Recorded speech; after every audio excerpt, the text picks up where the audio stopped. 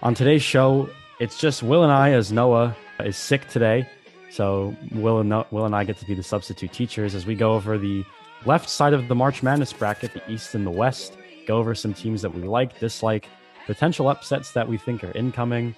And then for TCR, we obviously do our birthday shout outs. And then we could talk a little bit about Taysom Hill and the contract that he was handed by the New Orleans Saints, as well as the Aaron Jones contract that he was handed by Green Bay.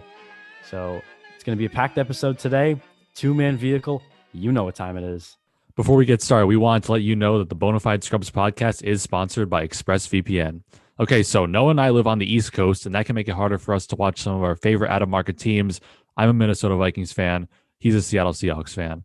Now we can watch any team, regardless of market, with no restrictions, thanks to ExpressVPN. ExpressVPN is an app that encrypts your data and allows you to change location, tricking sites into thinking you're located somewhere else. You can use ExpressVPN to stream all sports, NFL, NBA, MLB, you name it. ExpressVPN works on all devices from smartphones, tablets, computers, and even smart TVs. It's incredibly easy to use. Just fire up the app, choose a location, and hit connect. To save money and watch all the games you want, just visit expressvpn.com/scrubs to get an extra 3 months free. That's expressvpn.com/scrubs to get 3 months free. Thanks again to ExpressVPN for sponsoring the show. You know what time it is.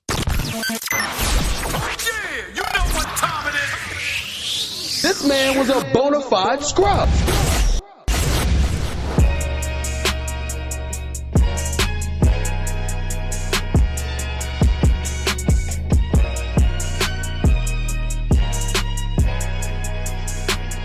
Today is Tuesday, March 16th. And you know what that means, Thomas Aiello. It means the NCAA men's tournament starts this weekend. On Friday, it'll be the first games. Thursday is the first four.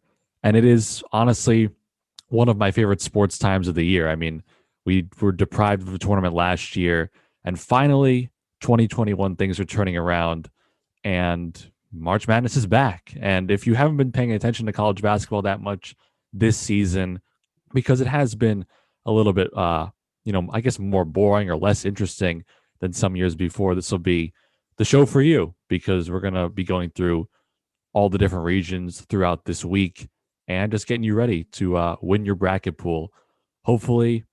But today, it is just a two-man vehicle, as it's me, Will Swanky, and joined by producer Thomas. So Noah, he was just a couple episodes ago bragging about being in the Eli Manning of the show, not missing any episodes. But today, and an important show. I mean, this week, it's a big deal. March Madness starting. He is out with flu-like symptoms. So it'll just be the two-man show today, Thomas. So how are you doing? You're stepping into a bigger role this episode. Yeah, I'm doing great. This is March, and March is madness, and Noah missing the show is madness, technically. So yeah, welcome to March, everybody. Yeah, the Eli Manning goes down. He came back to campus this week, and I don't know. I don't want to. I kind of see the writing on the wall. I don't want to say it, but he might have COVID, to be specific, COVID-19. So I don't know. I mean, COVID, to be specific, COVID-19. Flu-like symptoms. We'll see what happens. Yeah. We'll keep you updated, but hopefully he'll be back. It's the sick season. Unfortunately, everyone goes through that period every year. My real sick season, despite me already having it, the COVID, my real sick season is in April, when the allergies and the flowers just start sprouting, and then I just literally am stuffed like a what is the sandwich that everyone knows that is just stuffed with crap and you just keep picking it all out? What is the because it's so famous. I literally forget what it's called. What? There's a sandwich at Club. I'm the Super Bowl Sunday hero. I'm just stuffed with crap. Like my nose is just stuffed with crap, and I just have a hard time breathing. And I'm on Claritin. I'm drinking like tea every day. So my real sick season is April. I don't know about you, but hopefully Noah, get better. We do miss you, but it is March, and then he is missing his first ever show, and it is madness. So let's get into it. Yeah, the theme fits for me. I mean, I'm kind of lucky. I don't get bad allergies. I do like slightly, but yeah, I'm not I'm no Super Bowl sandwich over here, luckily. So Do you always just like keep the Claritin around or any stuff like that? Or is it more you can avoid that stuff? no, I never have to take allergy medication. Oh, you're lucky then. Yeah. Hopefully I don't jinx it. But all right, let's get started here on this episode. We're going to be doing the East and the West region this show. So on either on Thursday or Friday, I haven't decided yet. Maybe we'll drop a day early just to get things out in time, but we're going to be doing the South and the Midwest on the next show. So half the tournament this episode, half the tournament the next episode. And just to get started, I mean, before we break down the actual regions, I do kind of want to talk a little bit about why we think maybe college basketball isn't as interesting this year or has lost kind of its hype heading into the tournament. I don't know. I mean, typically at this time of year, it's like by far one of the most exciting times. I mean, it still is to me. I'm still ready to go, but I think in years past it has been more hyped up. And I don't know. I mean, I think one of those reasons could be just lack of college atmosphere. I mean, I feel like basketball as a sport really does need an atmosphere, and especially in college. I mean, crowds and the different atmospheres around the nation for different schools, it's just as synonymous as with the team. I mean, Duke is a famous team, everybody knows, but the fact that the fans are all students and they all go crazy and stand for the whole game, like that adds to part of the allure of Duke basketball. And just sort of every team that has an identity has a different atmosphere and a different crowd. And I mean, some of the more crazy atmospheres that I've ever been in when it comes to sports. I mean, they've been at Seton Hall games. I mean, I've been in crowds for, last second shots. Michigan State came to the Rock last year to play against Seton Hall. They were, I think, either the number 1 or number 3 team in the nation. And that game went down to like the final possession. I think Seton Hall lost by 2. And that, I mean, sitting in the student section for that game, it's just unlike really anything else. So the fact that most of the teams around the country have had no fans and no crowd, I guess it's taken away from just the interest and the excitement of college basketball. So that's, I think, one reason why it's been less interesting this year. Yeah, definitely. I mean, college is all about socializing for the most part, seeing people, going and do stuff together with your friends. And college basketball, we know, is a very deeply rooted thing when it comes to having its fans. We know at Cameron Indoor Stadium in Duke, when the players are inbounding on the sidelines that are adjacent to the team's benches, they do the little hand thing to kind of distract the player. Or we talk about in college sports in general, Clemson, where they touch the rock and they run down the hill for football games. USC does the sword thing where the guy throws is it a sword or a spear? He throws like the spear or something into the ground, and the fans just erupt, and it gets them all hype. And like you said, it is synonymous with college sports, just the atmosphere. And this year we are going to get some fans, but it's not going to be packed stadiums like it would be for most years. Obviously, they play the Final Four in the football stadiums at Lucas Oil. They're going to be in Indiana this year. And they usually fill that up with the regular seats and then the floor. Those floor seats where the student sections are with the two schools when they're playing each other are usually filled to the brink of capacity. So obviously not having that this year, or to not the extent it would be normally, is going to be strange, but it is a very exciting time. March Madness is back. Finally, it took a 1-year vacation. It went away to a remote island and never showed up and until now. And it's fun to finally have it back. And I don't know, maybe losing college basketball, the hype, I wouldn't say it's gone. You could say maybe the lack of, no Duke, no Kentucky this year. UNC wasn't very good. All the big schools that usually matter, UCLA, Arizona, they weren't exactly the powerhouses that they normally are. And this year we've had some new teams step up, like Gonzaga, Baylor, Illinois has been putting a program together. We do have the Michigan Wolverines, so they are still here. But I mean, Syracuse is an 11 seed in the Midwest.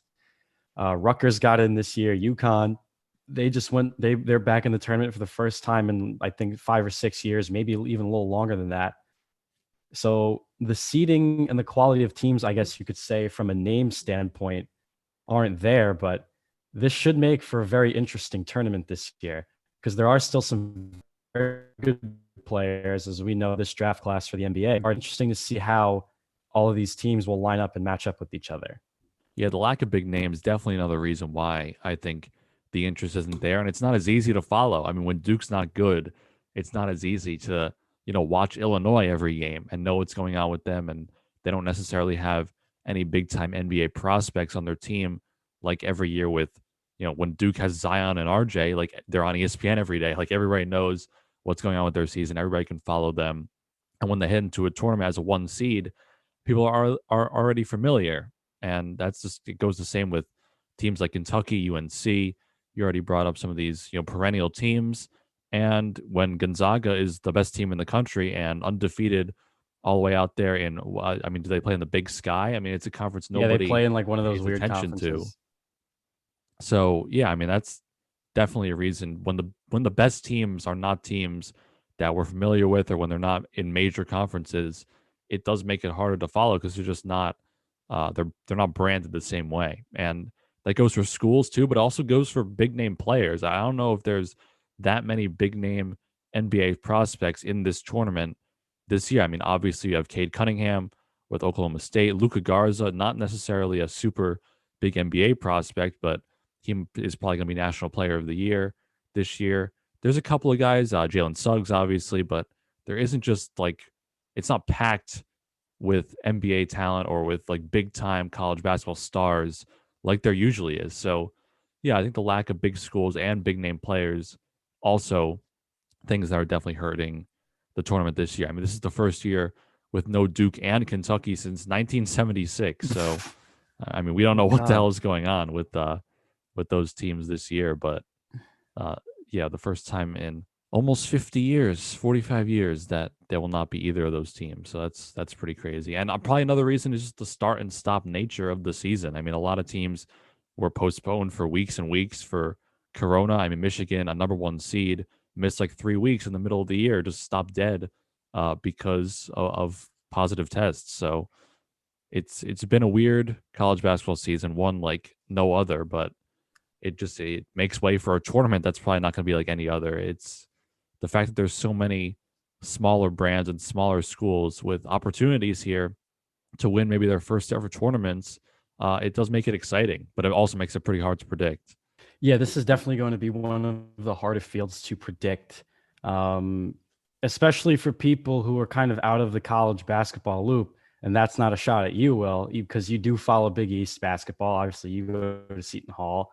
I follow the Atlantic 10s, and I go to Fordham. So we both kind of know what's going on in our conferences, but the broader picture, I think collectively, outside of the teams that really matter, teams like Oklahoma State, or you could say teams like BYU, we don't really follow them as much, but we do have a general idea of what is going on. And to go back to your point about the player quality, the big name value, it's definitely a little weaker than years before it. There are some good players, though. There are some big names. One of them, of course, being Jalen Suggs, who's the projected top 3 pick in the NBA draft. Cade Cunningham, at the aforementioned point guard from Oklahoma State. And some of these other teams, I mean, we can look at, if we look at Iowa, Luka Garza, like you said as well. Not exactly the highest touted NBA prospect, but it is a name who is just so dominant in college. Michigan, they've got a slew of guys between Isaiah Livers. They got a great 3-point shooting team. Franz Wagner, Hunter Dickinson. LSU has some good names. Trendon Watford, Javonte Smart, Cam Thomas, who showed up yesterday. And Illinois has a couple of names themselves between Kofi Cockburn, Ayo Dosumu. I hope I said his name right. Excuse me.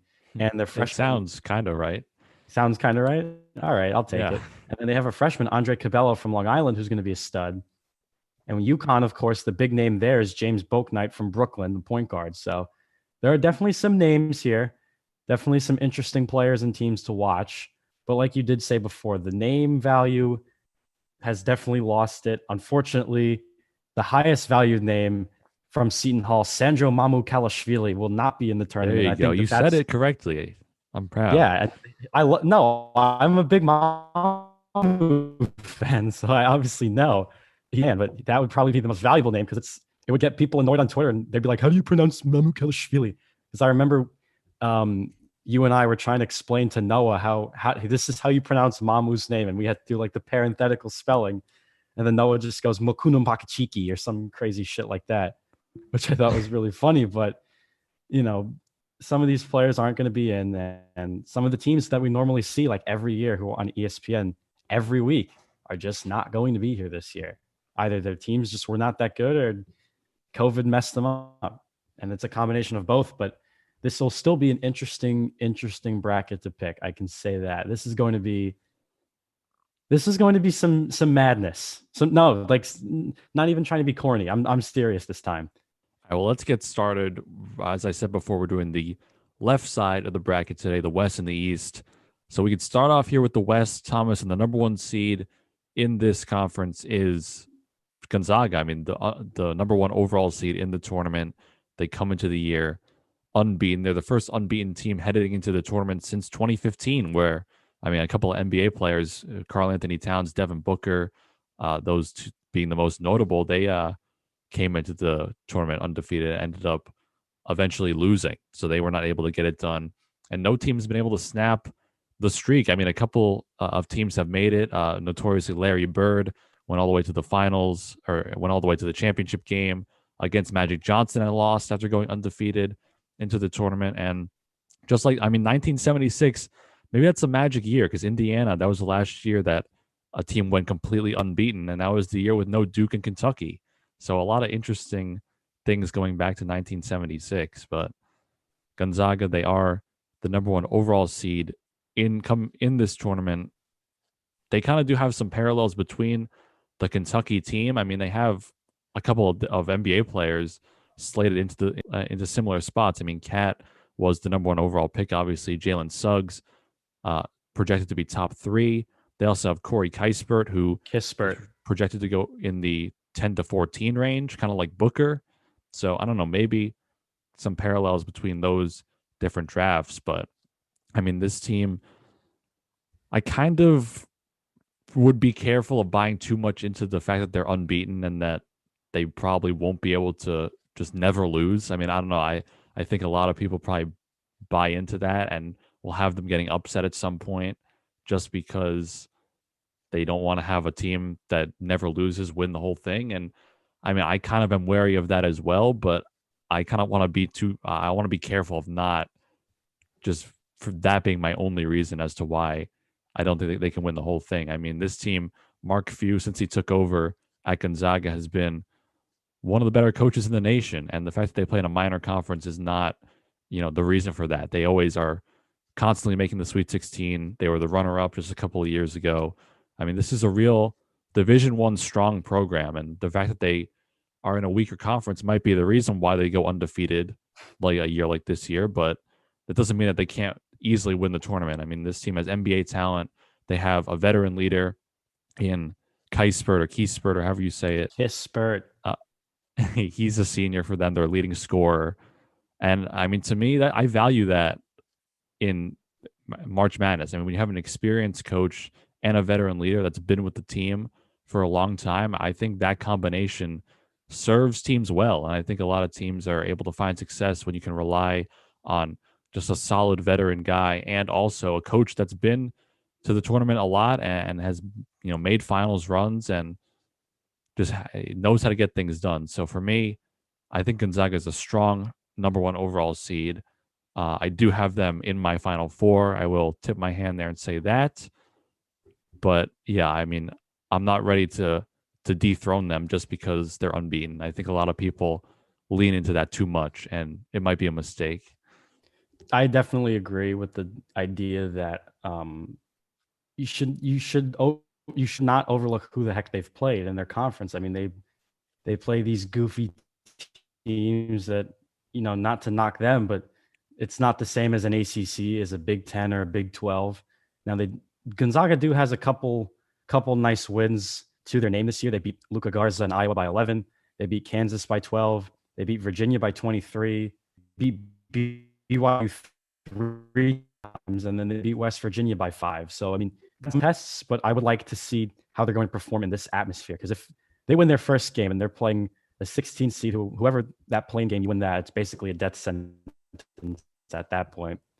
They're going to play either Oklahoma or Missouri. So those are 8 and 9 seeds. And I'm saying Oklahoma or Missouri are teams that are going to wow you with anything that they do, but Gonzaga has not been tested by teams that have been tough and annoying that play some defense. And Mizzou, if I have to kind of, I guess, pick one here for an example, Mizzou is definitely an annoying team. They play a really pricky style of basketball. It's sort of like it's like the scrappy kid in the park when you play basketball with them. That's kind of what they play like. So, and yes, you did mention that Corey Kispert and Jalen Suggs obviously lead the Gonzaga team along with sophomore Drew Timme and along with coach Mark Few, who should be in the pantheon of the best college coaches in the nation.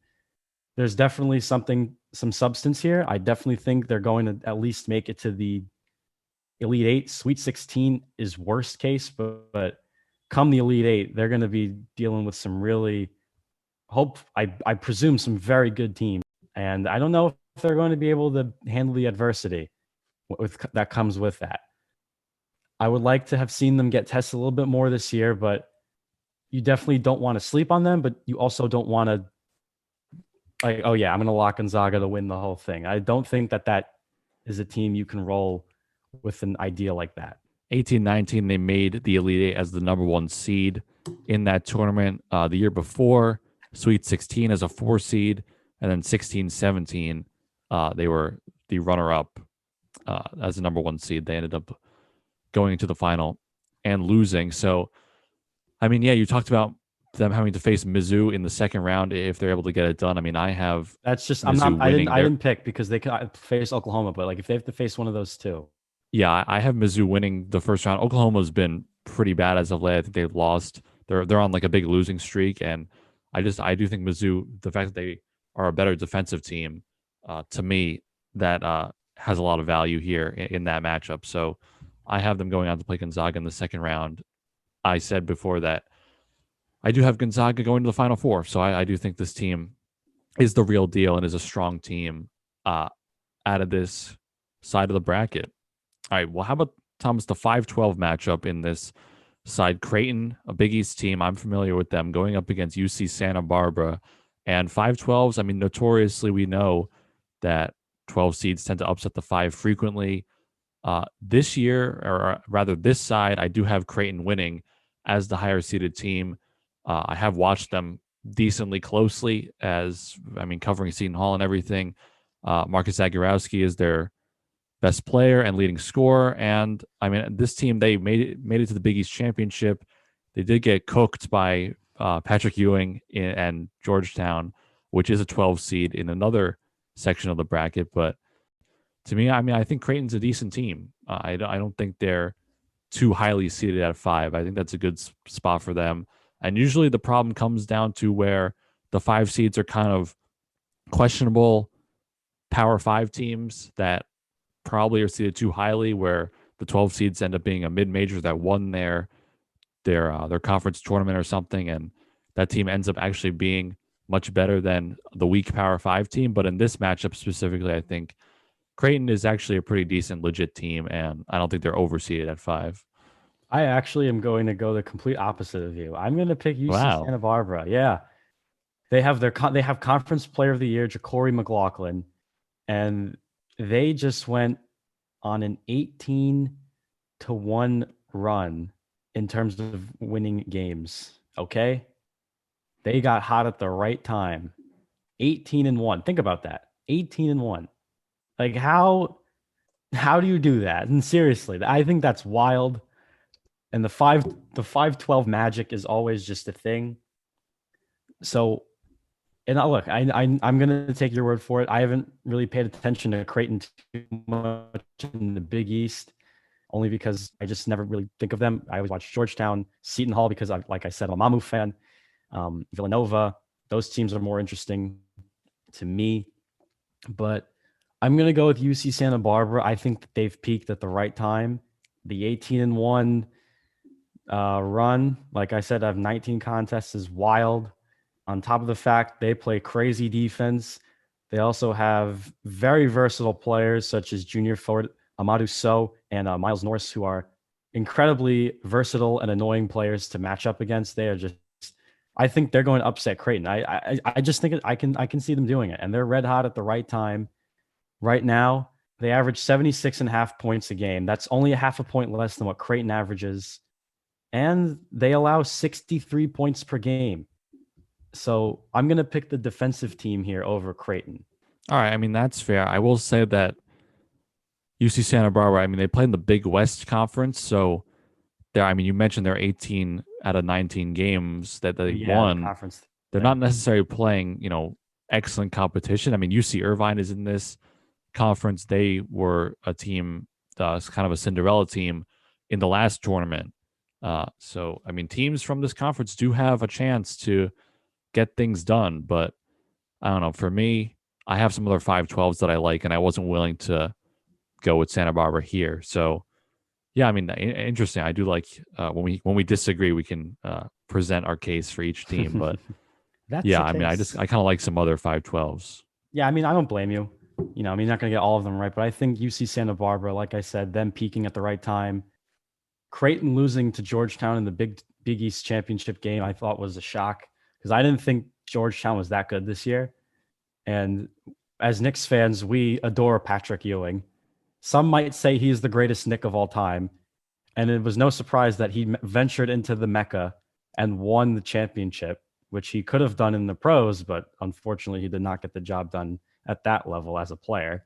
But the fact that they lost to that Georgetown team is pretty alarming to me because Pat Ewing's coaching system is he tries to be over methodical. How about that? Is that a good description? Yeah, I mean, I don't know. I mean, he brings in a lot of big men for obvious reasons. Yeah. It's an I over mean, methodical system. they're hot. They're hot at the right time, I think. Yeah. But I don't know. I just don't like um I don't like the idea that they lost to Georgetown in the championship game like that.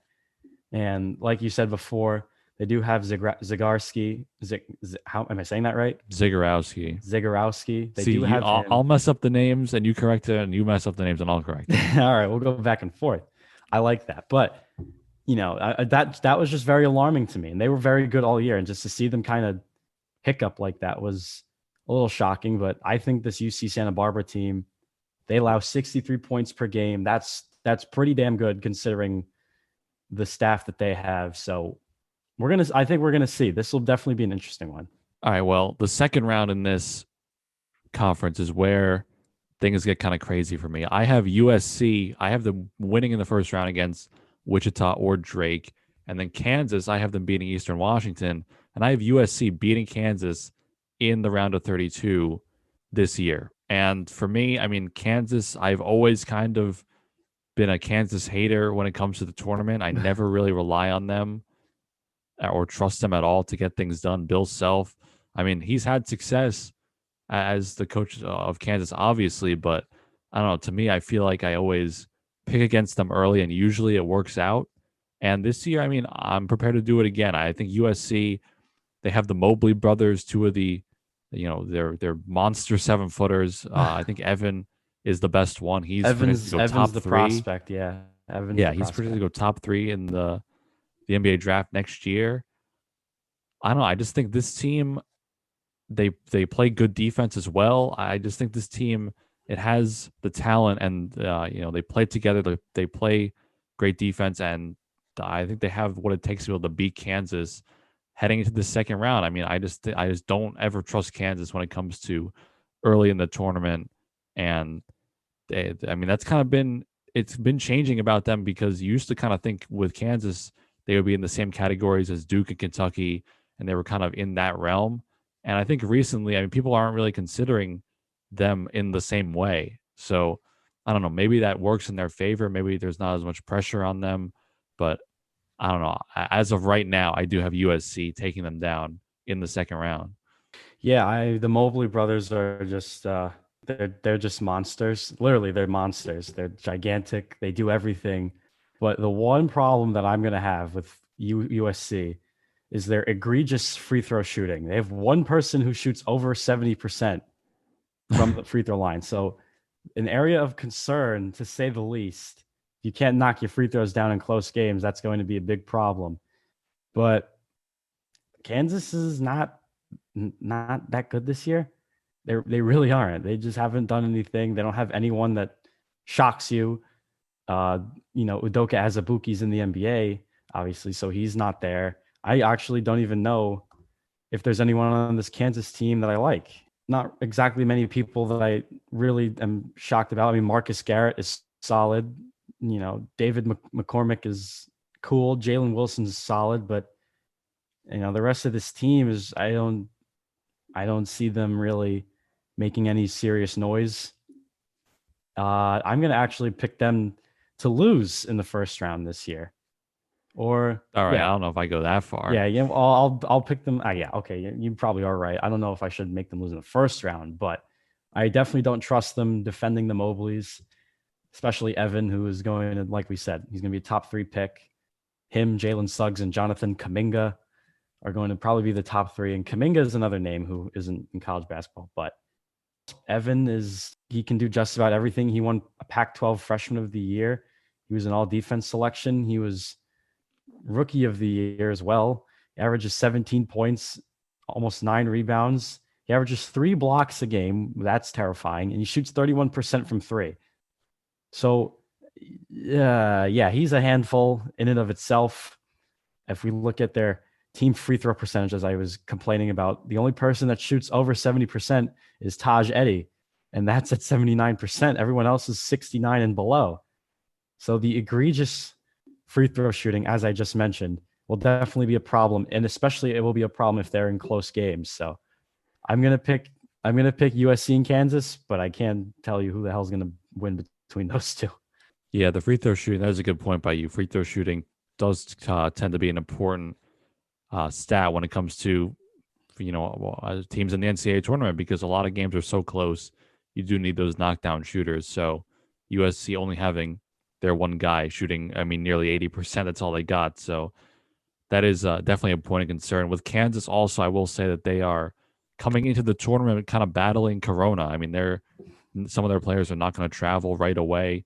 So, I don't know. Maybe you're Eastern Washington. Maybe it could be random decision. That might actually not be that bad of an idea if some of Kansas players don't make it for the first game. But yeah, that could hurt. That could hurt any team, honestly, coming in. So definitely COVID will add to the craziness that we could expect.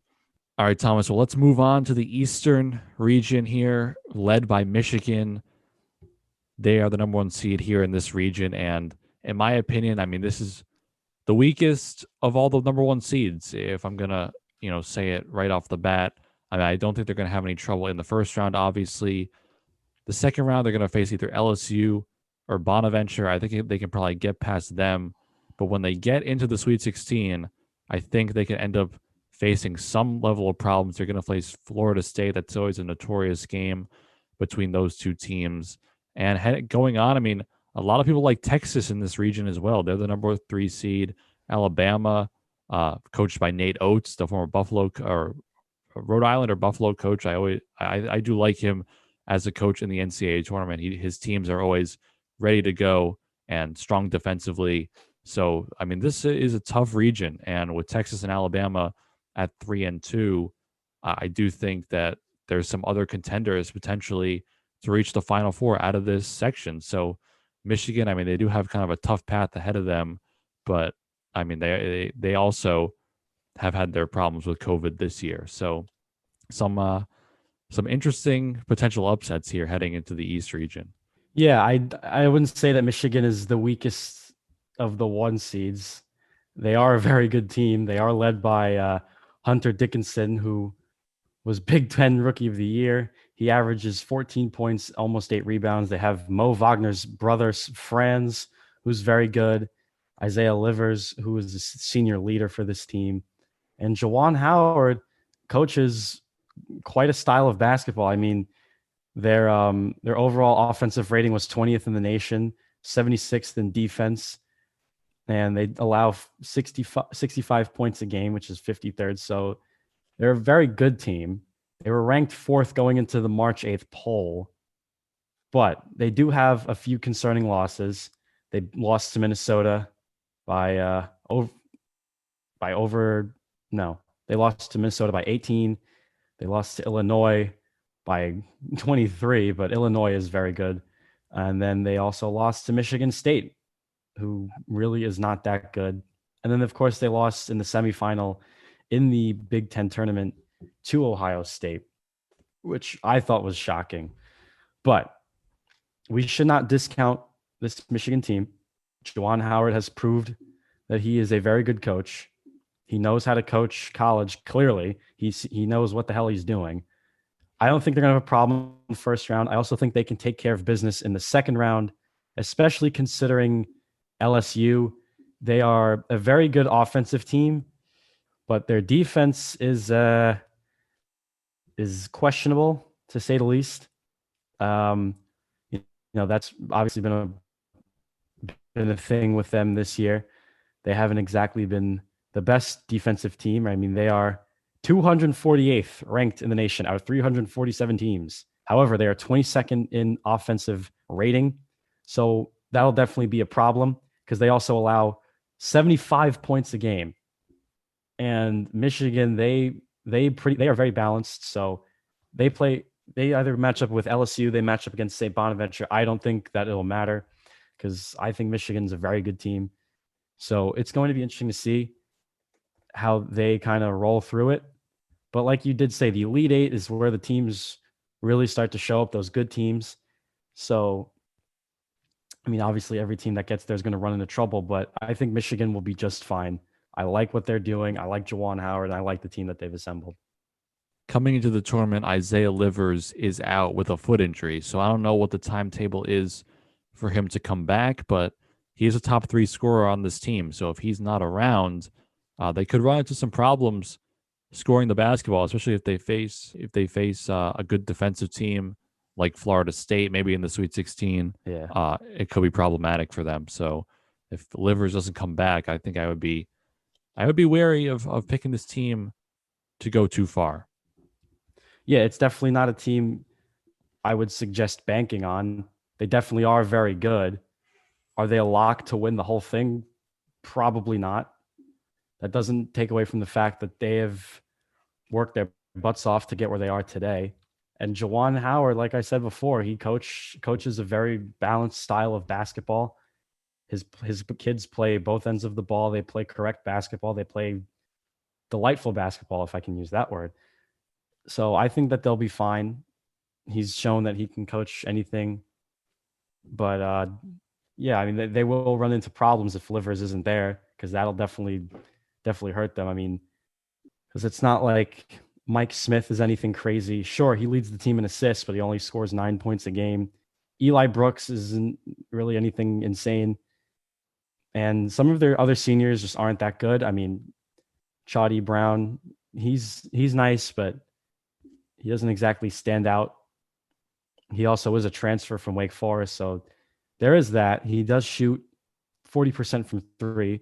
So, I mean, other than him being shooter of a threat, is he going to be if Livers isn't there? Austin Davis, who's a senior, he's the backup center to Hunter Dickinson. So it's going to be interesting to see how this team plays out. Who's going to step up? Like you said, if Livers isn't there, who is going to take the reins? Who's going to take the initiative? That'll be, I think, the biggest question. Yeah, and I mean, to me, I agree with you that Juwan Howard is a good coach. I mean, obviously, his team is a top 5 team in the nation heading into the tournament. They've had a great record and a great season despite some problems with Corona and stoppages and everything. But he's not an experienced coach. He's never coached a team in an NCAA tournament before. So, to me, I do value the experience of the coach when it comes to leading a team, and especially when you have one of your better players out. I do think the ability to get the coach to recognize that, people are going to have to step up to the coach that knows the style of the tournament and how things go and the flow of everything. I think it's an important aspect to pay attention to. So Juwan Howard, he gets his feet wet here in his first tournament coaching. So we'll see how it goes. I mean, I do think he's a good coach. So we'll see if he's able to adapt and get Michigan to go far. All right, are there any upsets you have here in this first round that you want to get into? I have one, the 5-12 here. This is one that I was paying attention to. Another Big East team. It seems like a lot of the Big East has drawn the either 5 or 12 seeds. And to me, Georgetown, I mean, they didn't have a great season at the beginning of the year. They aren't necessarily a super talented team, but when it comes to getting hot, they're getting hot at the right time, as I said before. I mean, they won the Big East tournament, taking down Villanova in the first round, taking down Seton Hall in the second round, and then they go on to beat the 5 seed Creighton, Villanova and Creighton, both 5 seeds in this tournament, and Georgetown beat both of them. So they go up against number 5 Colorado here in the first round, and to me, I mean, Colorado is probably a better defensive team, I would say. I mean, they don't play as great competition as Georgetown does, so they do allow less points. But with Georgetown, I mean, they have the size. Colorado just doesn't have anybody remotely close to the size that Georgetown has with Patrick Ewing coaching that team. And I don't know, I just think the fact that they have a decent offense, good size, and that they're hot at the right time, winning the Big East tournament to get them here into the NCAA. I think they have a shot here to knock off Colorado in round number 1. So this is one of my 5-12s that I have this year. If you want to go off the height factor, Colorado has a 7-footer, Dallas Walton, and then they have Will Loughlin, and then everyone else is 6'8" and below. I mean, with Jabari Walker, Evan Batley, who's 6'8",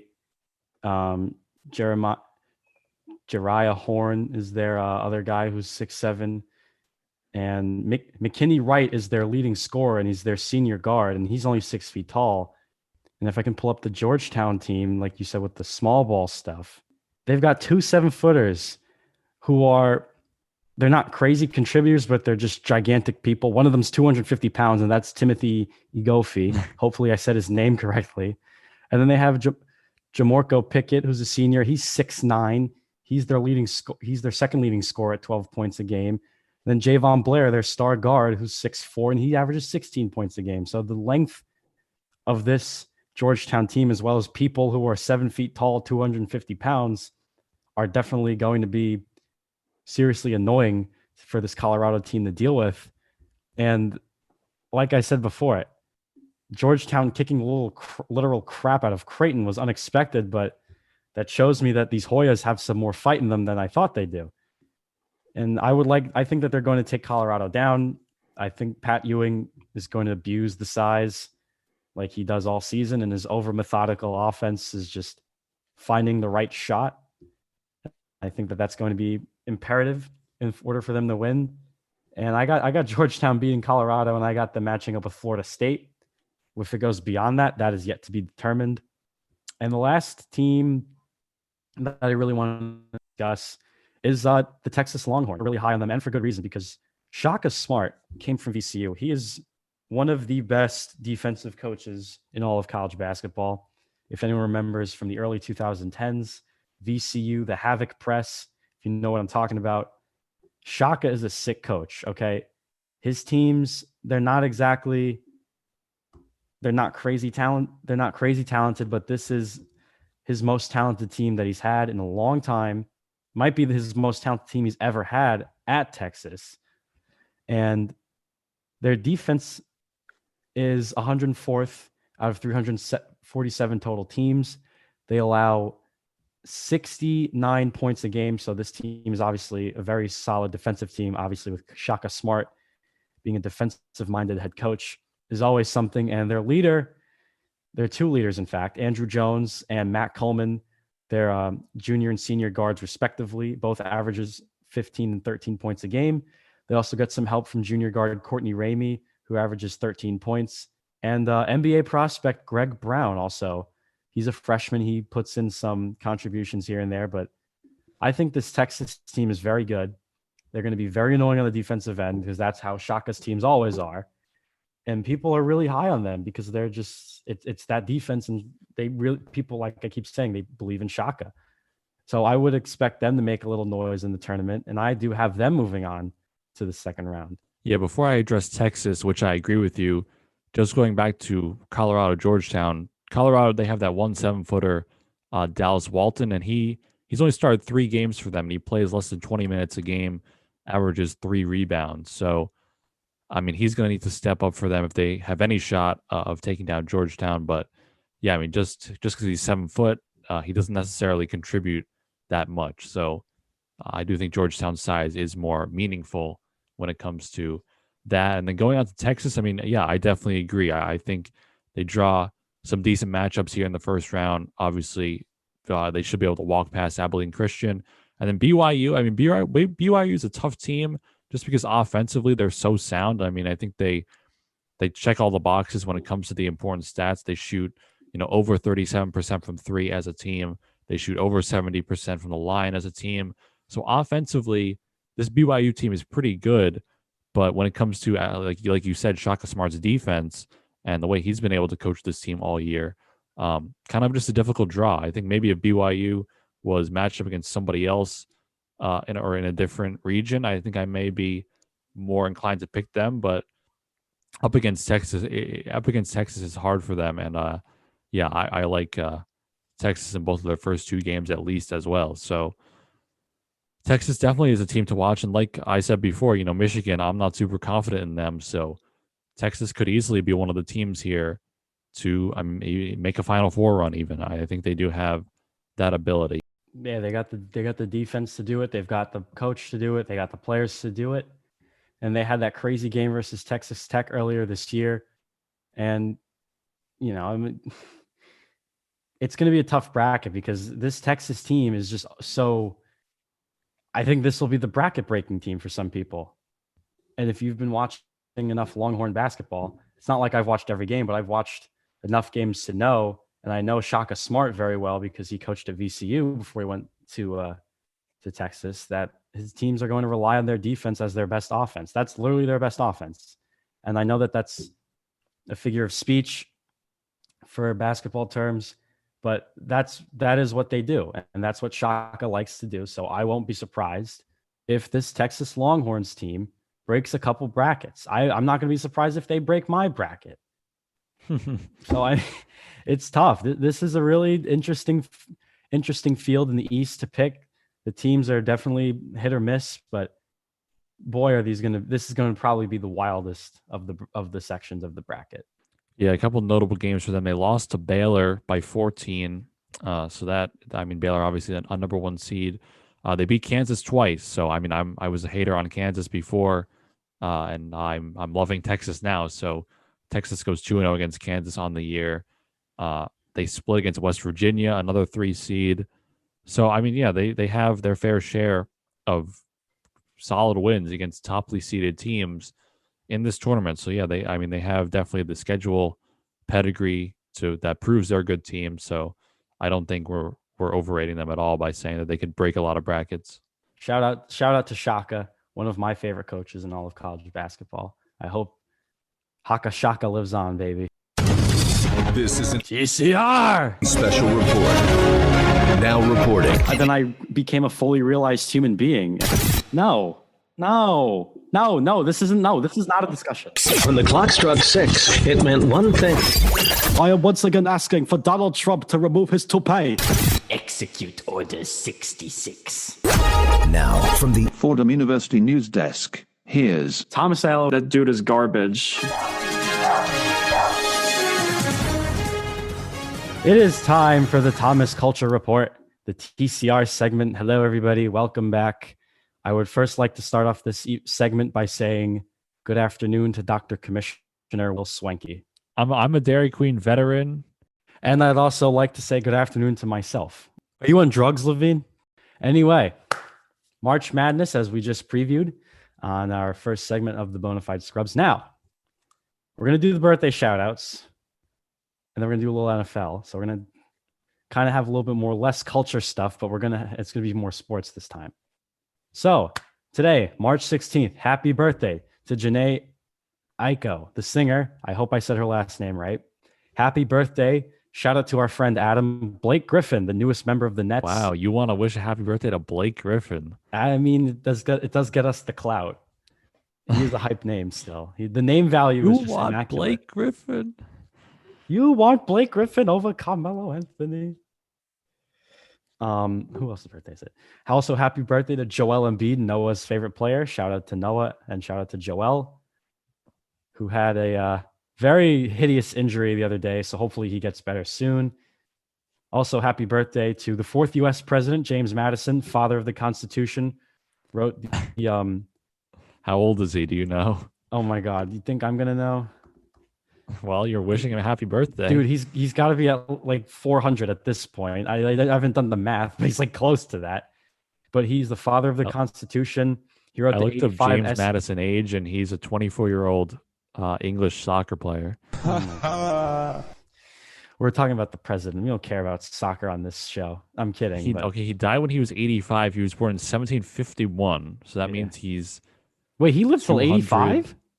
What is he? He's 270 years old. Is that? Or am I? Yeah, that's right. Right.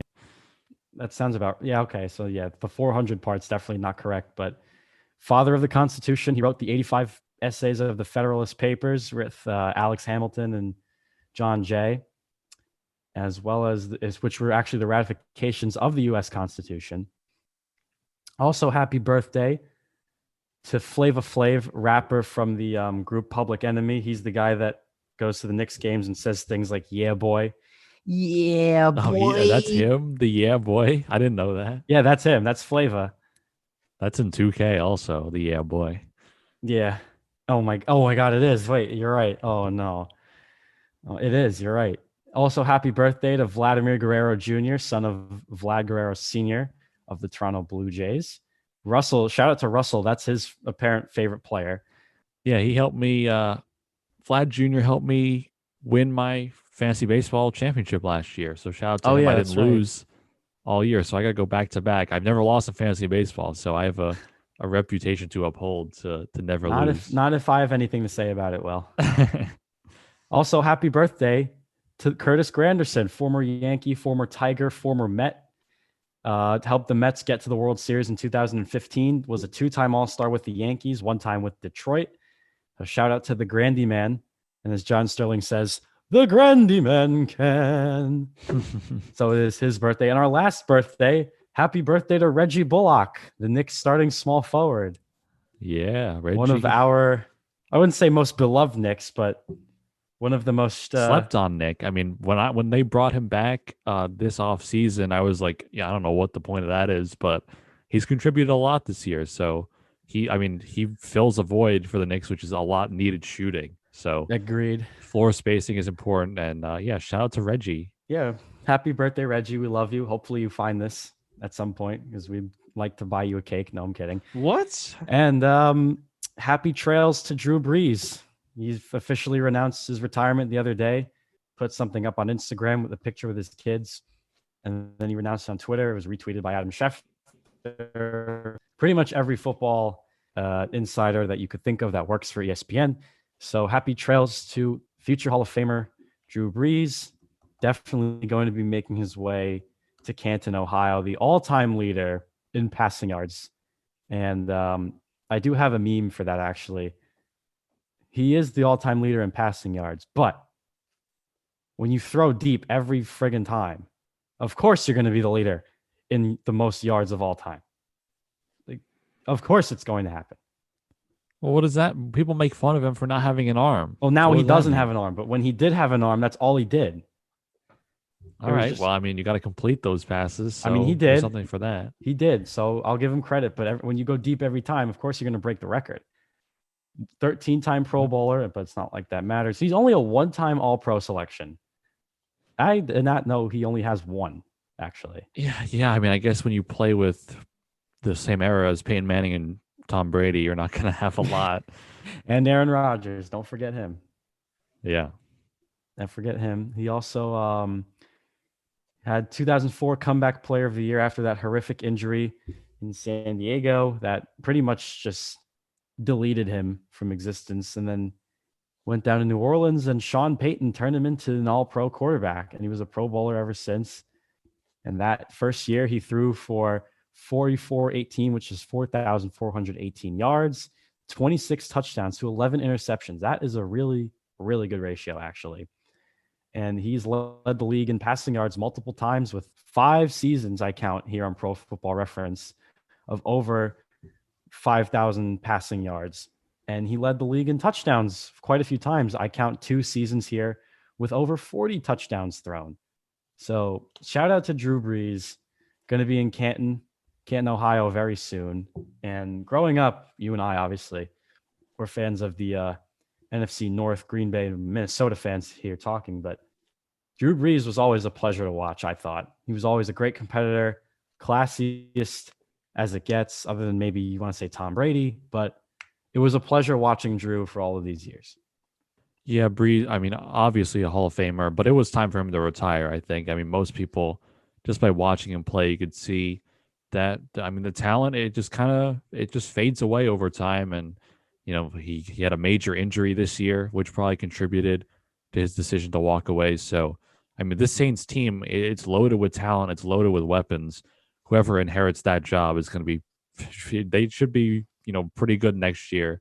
And that person's going to be pretty happy. I mean, we could talk about the contract situations if you want to, Thomas. Now, I mean, this is your segment, obviously, but Taysom Hill, I mean, they re-upped him for a ridiculous contract. Is he going to be the new quarterback for them? I mean, there's a lot of things up in the air with New Orleans right now. So they re-upped Taysom Hill to an NBA max contract level salary. I mean, I don't know, 4 years, what it was, like 140 million. I have no idea why you would pay an unproven quarterback that much money per year. I mean, Taysom Hill is a talented player. He's a utility player. He's been used in ways we've never seen, especially from a quarterback. And credit to Sean Payton for being able to, I guess, like find this guy and figure out what to do with him.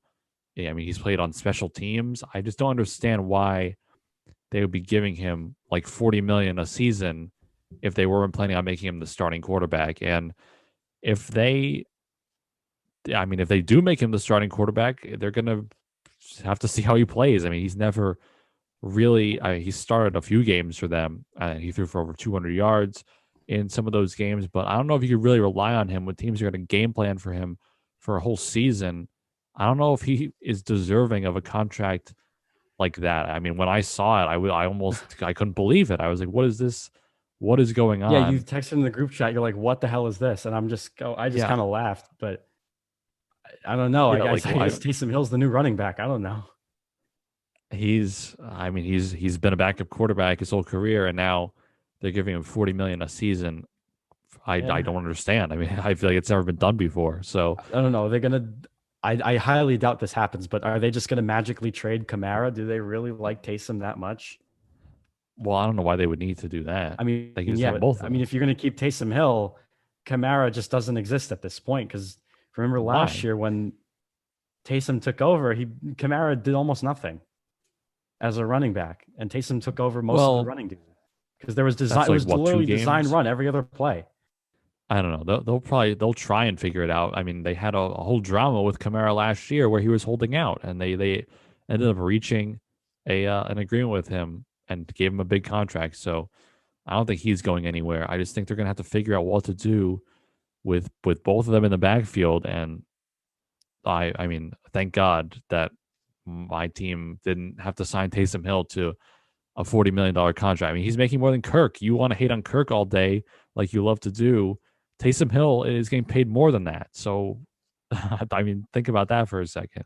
Some interesting antics going on. Again, the Saints defying the salary cap, proving that it is a meme.